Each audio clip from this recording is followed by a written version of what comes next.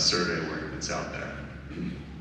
So, the other insight from this is that if you have a broader definition of what libertarianism is, the number scales rapidly up to potentially 30 million individuals. And so, what does this mean for the Free State Project and for the libertarian movement broadly speaking? I'm not here to argue or to make the case that 30 million people are going to be moving to the Free State Project anytime soon. Yes. Yeah, it was brought to my attention some time ago that, well, there's about 1.4 or 1.5 million people in the state of New Hampshire, so I don't think that we want to flood millions of people into New Hampshire. I don't think that there's the capacity or the accommodations for all of them just yet. However, it does suggest to me that there are a lot more people out there that, with 6,000 movers in the state, and I don't know how many people were here to begin with, but I think that there's a tremendous opportunity for tapping into a broader liberty movement, some of them very hardcore, potentially 1 to 2 million fairly hardcore libertarians who probably agree with the vast majority of what most of us agree with in here in this room, or at least 90%, which for libertarians is about as good as it's going to get, I'll tell you. So, I think we could probably move on to the next slide. So let's bring it back to the Advocates for Self-Government. Like I said, the Advocates has existed for 40 years. And I think that there's, in the Venn diagram between the Advocates for Self-Government and the Free State Project, there's actually pretty significant overlap between your mission and the work that you're doing and the work that we've been doing at the Advocates for the last 40 years. And so, what do I mean by that? Well, what we can do is we can look at the programs that the Advocates for Self-Government is advancing currently, and as well as some of the things that we're working on building and deploying over the next year. And then we can, maybe even in the Q&A, we can go over and discuss ways that there are opportunities for partnership where the Free State Project can leverage all of the millions of people that are coming to our organization that are trying to understand what their political views are, and then letting them know, hey, you might want to check out this thing that's going on in New Hampshire called the Free State Project. So the first thing is, of course, the world's smallest political quiz, which I've already talked about quite a bit. But one of the things that I've been cognizant of in the time that I've been president of the Advocates, and something that I'm actively attempting to do much better at outreach and with communication, is to let libertarian organizers and activists know about the tremendous potential and capabilities that lay within the world's smallest political quiz. I know that most of you have taken it. I don't know how many of you have actually used the Operation Politically Homeless as an outreach event, or how many, when the last time that you actually did conduct any kind of outreach or activism in order to introduce people to these ideas and to promote a movement to your organization. But the OPH kit, Operation Politically Homeless, was developed, I believe, shortly after the world's smallest political quiz. And I could just give you a little bit of my own personal background about Operation Politically Homeless events. When I first learned or discovered that I was a libertarian, it was around 2009, end of 2009. It was actually after the Students for Ron Paul movement and even all of the publicity that came out of that. But I was very inspired to see a politician standing up for what he believed in. His message of anti-war resonated strongly with me. His message of non-intervention, limited government, foreign policy of peace and trade, all of these different things that we believe. I was like, that's my guy. I had been watching Fox News after dinner with my dad for years, and I just couldn't take it anymore. I was very frustrated. Not that I considered myself any sort of a partisan loyalist, but I just was fed up with what I was seeing and what I was hearing, and I was very disgusted with the Iraq War. So I decided that I couldn't just sit around and not do anything. Like I'm sure all of you had a similar epiphany. And so what I decided to do was to start up a college libertarian club at the college that I was going to, CSU Sacramento. And it was interesting because I didn't know any other libertarians. I'd never had a conversation with anybody who was libertarian. I didn't come into the movement by way of the Quiz or OPH or Ayn Rand or Libertarian Candidate, which are some of the most common ways that people actually are introduced to libertarianism. It was mainly through the YouTube videos. So I found the Libertarian Party website, had some conversations with people, and eventually I got connected with the president of the Advocates at the time, Sharon Harris, and she said, well, if you want to start a college libertarian group, you might want to try setting up one of these OPH events in your quad, because we found them very, very useful for finding people who are of a like mind, and also helping people discover that they might be libertarian.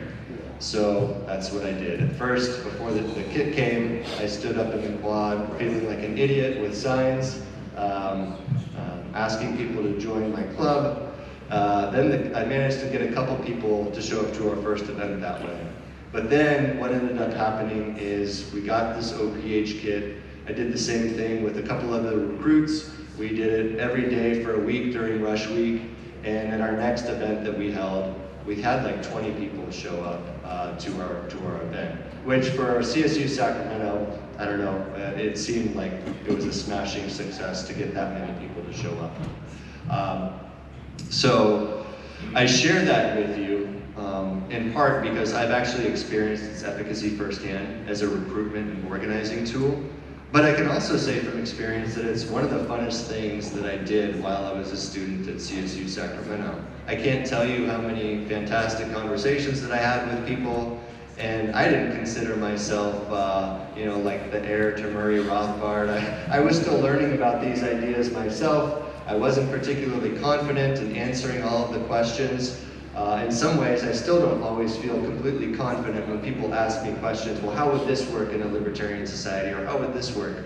But the thing about the quiz is that you don't have to tell people what they believe. And in fact, the quiz and the OPH kits actually came out of this idea. Marshall Fritz was a salesman, and he was a big believer of Dale Carnegie, or Carnegie, however you say his name. And so he was the author of How to Win Friends and Influence People, of course. Very, very famous book. I think it's still one of the best-selling books today. And so one of the tactics that was implemented and always encouraged in OPH kits is that you never tell people what they are. So somebody takes the quiz and they land on libertarian. What you don't want to do is say, oh, congratulations, you're a libertarian. You say, oh, that's interesting. And it sparks a conversation about what that actually means, what libertarians believe. And then there's, of course, the next piece of the sequence is that you invite them to the next event that you're having. And you make sure that it's fun, that it's engaging, it's not some very deep philosophical discourse where you're all sitting around talking about some very obscure idea. You make it accessible, open, and relatable back to what it is that people actually want in society. And so, interestingly enough, just a quick aside again, one of the questions that we ask people on the quiz is what issues are most important to you? We started asking people this question over the last year or two.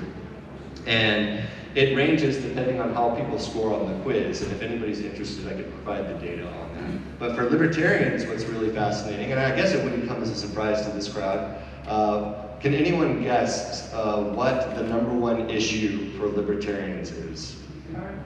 War. Well, the data is actually pre the Iran war. Taxes, yeah. Taxes are #1, followed by the economy, and I can't recall, I think #3 is education. So I look at those 3 issues and I look at the work that New Hampshire is doing, and it seems like you're just on top of all of those things, which is pretty encouraging and exciting. So you really shouldn't have, you have so many results to actually show and share with people about the work that you're doing, people who might be interested in what you're doing to libertarians, that I think they're going to be very intrigued. So, I've talked about the world's smallest political quiz and the OPH kit, and how the Free State Project and organizers can use these tools. And again, for anybody that was here last night, Pedro Serra talked about, the two things that you can do for the Free State Project. And it's very similar to the things that I talk about when I go and I talk with other people across the country, is volunteer, use our quiz, use our OPH kits, or give us money. Those are two things that we always appreciate and we support.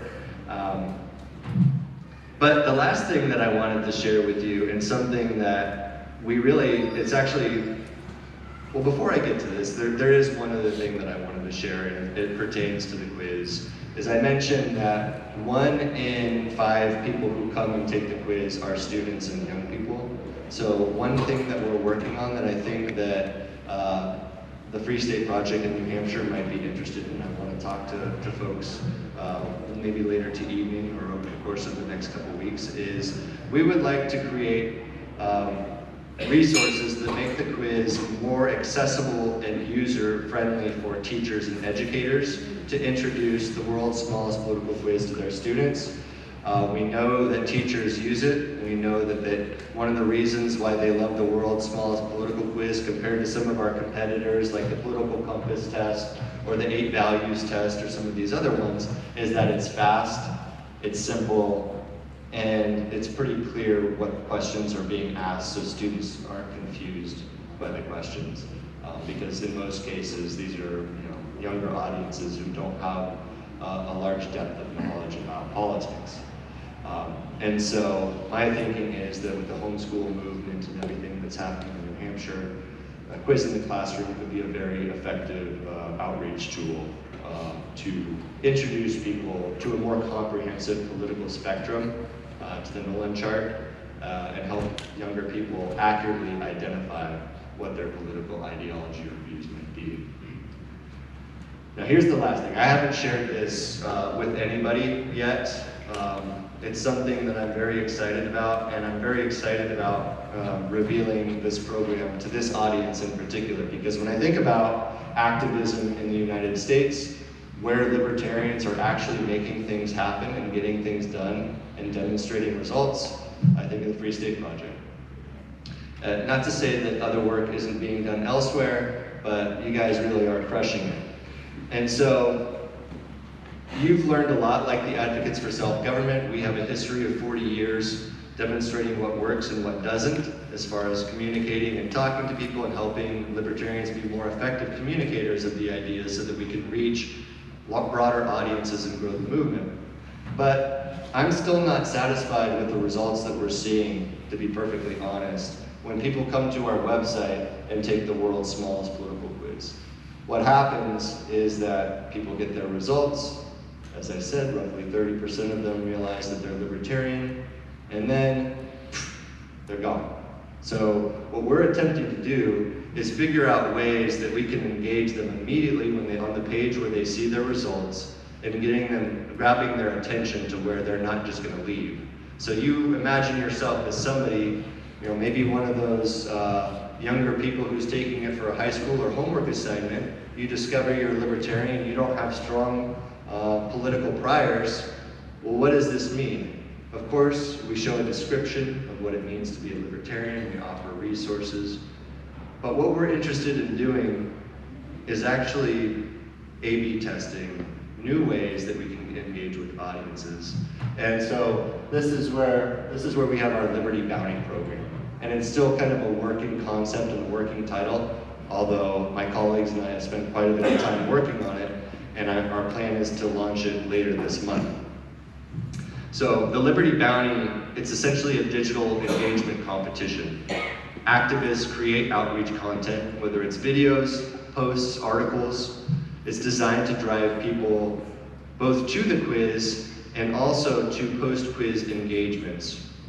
So we've built, over the last several months, a new system we decided to move away from our very clunky WordPress system, and we moved into 2026. We have a far more robust technical infrastructure where we can do some pretty exciting and amazing things in terms of tracking analytics and data and really understanding and evaluating what messaging works with our audience and how we're moving people through our various funnels and pipelines. So the Liberty Bounty, the general concept is kind of in many ways borrowed from self-management and a libertarian philosophy, is that we don't necessarily know what message is going to be most effective for our varied audience. And what we would like to do is to invite you, if you're passionate about communicating ideas and discovering new libertarians and maybe even convincing people to move to New Hampshire, we would like to invite you to offer your best ideas and suggestions about how we can move people to become more interested in these ideas and potentially get them to either pledge or raise their hand and say, yeah, I want to come to PorcFest, or I want to come to next year's Liberty Forum. Now bear in mind that we will have other people participating and competing in this project, so it probably won't be all free staters. But my thinking is that with the amount of activism that's happening here, this is a great place to reveal the plan in our project. So it's very decentralized, it's incentivized, so we have the infrastructure, the technical infrastructure built in order to be able to evaluate who's performing best. If you have an idea and you think, you know, Mike, I really am confident that if we present this information, this argument, or this way of communicating this message to everybody that scores as a liberal on your quiz, I think we can move them, and I think that we can get them activated, and so we can get them to do something. I want to know about that, and we have the algorithm or the rubric in place in order to evaluate what success looks like. We haven't settled on what the actual award or incentivized financial budget looks like, but our idea is to be able to offer financial incentives for the best performing contributions, the best performing people that are selected to participate in Liberty Bounty. And my hope is that it will be substantial or significant enough to actually make it worth your while to participate in this program. So essentially, just to wrap it up, instead of asking how do we grow faster in the abstract, Liberty Bounty turns it into a measurable operation. What content works, what messaging works, what message works with which particular audiences. These are the things that we need to understand. We need to understand better as a movement, and we want to know how we can expand and grow libertarianism so that next year and the year after and the year after that, this audience, this crowd continues to grow.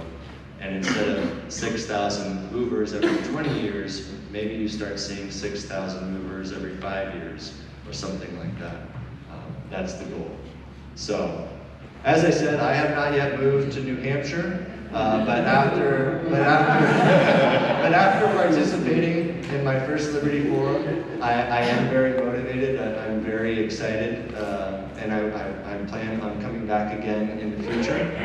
And with that,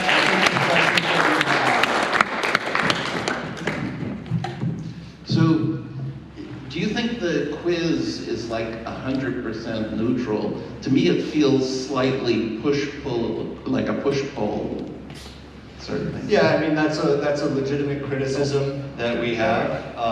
We've received that over the years. But I think there's a couple things that I would say to address that. First of all, the Nolan sector, the Nolan chart as we have it, places people into 5 sectors. So if it was completely neutral, you would have roughly 20% in each sector, right? But this is America, and so Americans tend to actually score fairly high on civil liberties and relatively high on economic liberties. So to me, when you're saying that an average score of Americans, I think it's around, out of 200, I think it's around like 120 or 130. that doesn't strike me as too far-fetched or unrealistic. Now, whether 30% of people are libertarian in the United States, I don't think that's true. But I do think that in a very broad tent, maybe sort of meta way, you can make the case that Americans have this history of liberty. And I think that certainly there's a large percentage of folks that are libertarian. Thank you. I took the smallest political quiz many years ago. It was back in the 80s. And I don't know what it looks like now, especially online, but in the online version, at the end of it, it might be useful to say, oh, your views appear to be libertarian. You fit these and lists of prominent libertarians. Or if they're socialists, you could say, your views appear to fit with Karl Marx and Stalin. It sounds to me like you should participate in the Liberty Bounty Program, because that's a good idea. I like that. So, Thank you. So I'm curious, since you heard about us, but then in coming here, someone who's already motivated, what was it about being here that you thought, oh, like, I definitely have to move here now? Like, what was it about it? well, like I said, I'm from Sacramento. It's very, very difficult to find a lot of like-minded people in Sacramento and California in general. So coming here, it just, I immediately felt at home. And yeah, not to make anybody too emotional or anything. But no, I really did. And I had no idea, I have to admit, I did not know the amount of success that's actually been happening in the Free State Project over the last several years. So seeing Jason Osborne speak last night and listening to some other folks, I was very impressed. I can't imagine something like that happening in California. We're going the opposite way. So I don't know if that answers your question. Right, and the other thing is, I've had my daughter who lives in Venice, California, come here, and other people commented about her because she's a more subdued version of herself there, because she has to self-censor things. And here, when she came one of the years, I looked over at her and I was like, who is that? Because she was just like so animated and free, and I was hoping that would be enough to motivate her to come, but not yet. Yeah, I've noticed a sort of freedom of discourse in the conversation that's going on here. And I get the impression that it's not isolated to just the fact that this is the Free State Project Liberty Forum. Like, you're walking on eggshells constantly in California. If the conversation comes up about politics, you got to be a little careful about what you say, and I generally don't, but it's usually a good idea to be cautious. All right, so here's a hypothetical for you, just because I want to pick your brain. So if a billionaire came to the Free State Project and said, I want to partner with you to set up a huge recruitment program on the scale of like birthright for libertarians. Get the libertarian college students to all like make Aliyah to New Hampshire. What kind of program do you think the Free State Project should set up those resources to recruit as many people as possible? So I'm just, can you restate that? Like, say tens of millions of dollars, 100 million. Tens of millions of dollars for the purpose of recruiting. People to move to New Hampshire, libertarians. Well, I would probably tell him why he should donate to the Advocates for Self-Government, but short of that,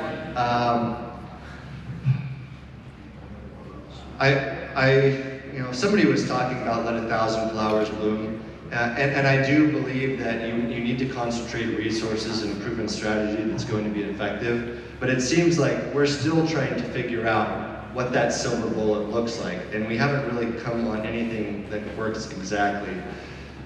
One thing that I've noticed, and it is resource intensive, is that there's nothing more effective than a face-to-face conversation. The best way to win converts, to change hearts and minds, is through the personal touch. And as much as I would like to say, you know, people come to the quiz, they take the quiz and they're libertarian, you know, they score libertarian, and they might even say, yeah, I'm a libertarian, but are they a libertarian that believes so much in liberty and freedom that they're going to move to the Free State Project, that they're going to go to their city council or to a hearing and actually, you know, cause a fuss and lay out the reason why, you know, we need constraints on spending, or we need to be more fiscally responsible, whatever. So I don't know exactly how I would allocate those resources, but it's a good conversation, and I think it's the right way to be thinking about things. I will say, I happen to know, I don't know if he's a billionaire, but I happen to have had conversations with some very successful libertarians, and he actually asks similar questions. The way he thinks about it is, if you could come up with a program or some sort of way to persuade somebody to become a libertarian, and they check the boxes, you know, maybe they meet one version of the definition, maybe it's a strict definition or somewhere in there. How much, you know, what does it cost to produce that? $1,000? $2,000? $10,000? At what price does it make sense? But it's proven. 99% of people who go through this, or maybe 90%, what would you be willing to pay? Or what would a billionaire be willing to pay who's libertarian in order to do that? I think if you could convince that billionaire that you have a proven strategy for converting somebody to be libertarian, then I bet you they'd be willing to pay something in the order of around $1,000 per person, but I don't know. It depends on, obviously it depends on who the person is, but you want them to be the right kind of people, the people that are going to be motivated to act and participate. Because a libertarian that just sits around in front of their computer screen and plays video games or doesn't do anything, well, I'm glad they're libertarian that they agree with me, but it would be great if they did something to actually advance the movement, restore or create a freer society. Any other questions? I think we've got a few more minutes. Toss out a different idea than actually getting people to come to the Free State Project, and I'll open it with, I used to say that 60s hippies liberals probably agree with us on personal freedom. It's almost like if we could get your quiz to everybody and then understand, just be data collectors so we know what issues we can get the left with us on this, the right with us on this. I mean, that's the point, I guess. Your thoughts? Yeah, I agree. We have a lot of data. And actually, one of the things that I didn't mention, maybe I alluded to it, I think I can talk about this now. That part of the inspiration for me looking at the GSS data and everything that we've been doing to try to understand just from what data already exists, how many libertarians there are, is that my colleague Jim Babka is very interested in having an actual national survey that tries to reassess and lay out that landscape. I can't really offer any more details than that right now, but that's something that we'll be collaborating on over the next several months. And that should also give us an interesting data set to work from. I think we're going to be shooting for around 10,000 respondents. It's probably not enough, but it'll give us some very good insights in terms of how libertarians can be more effective at communicating our ideas moving forward. I'm very happy to see you here. Thanks for coming, Mike. Carla's been trying to get me to come out to Liberty Forum or Pork Fest for, I don't know, 10 or 15 years. Yeah, I think from 2009. I'm glad